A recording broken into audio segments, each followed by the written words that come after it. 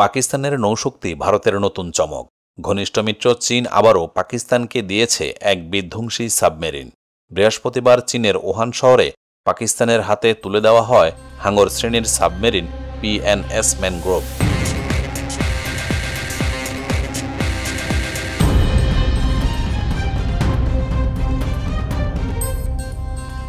এখন পর্যন্ত পাকিস্তান 8টি সাবমেরিন অর্ডার করেছিল, যার মধ্যে 3টি ইতিমধ্যে হাতে চলে এসেছে। ভারতের সামরিক বিশ্লেষকরা একে মেজর ঠান্ডা যুদ্ধের সিগন্যাল হিসেবে দেখছেন।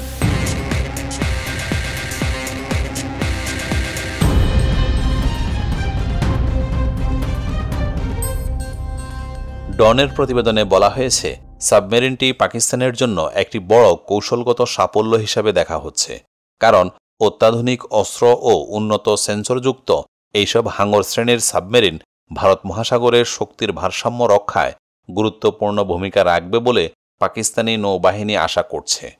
নতুন সাবমেরিনটি যুক্ত হওয়ার মধ্য দিয়ে পাকিস্তান নৌবাহিনী আরও এক ধাপ এগিয়ে গেল সমুদ্রের গভীরে আধিপত্য বাড়ানোর পথে।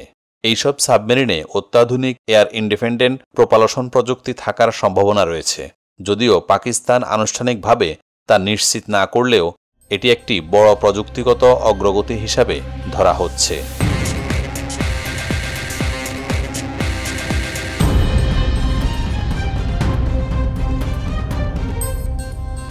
চীনের সহায়তায় এর আগে পাকিস্তান 4টি আধুনিক যুদ্ধজাহাজ সংগ্রহ করেছে।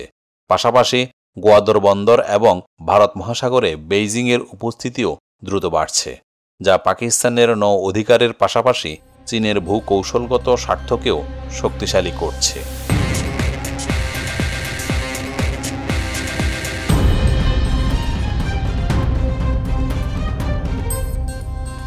Stockholm international piece research institute এক প্রতিবেদনে জানিয়েছে, পাকিস্তানের সামরিক সরঞ্জামের 81% আসে চীন থেকে।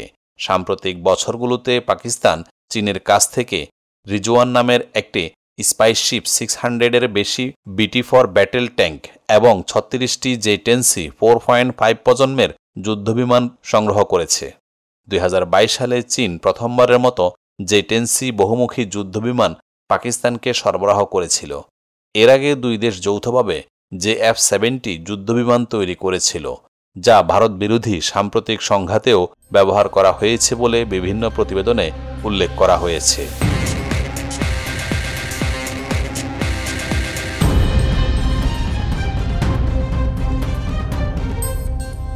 ভারতীয় সামরিক বিশ্লেষকদের মতে, হাঙ্গর শ্রেণীর এই চীনা সাবমেরিনগুলো পাকিস্তানের হাতে পৌঁছানো ভারত মহাসাগরীয় অঞ্চলে দিল্লির জন্য একটি বড় কৌশলগত উদ্বেগের কারণ হয়ে উঠতে পারে।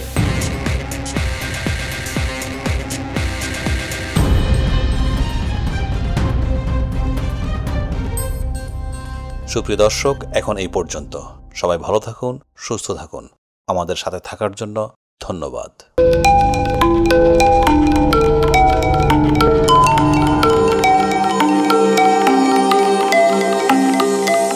টেক টিভি, দেশ ও দশের কথা বলে।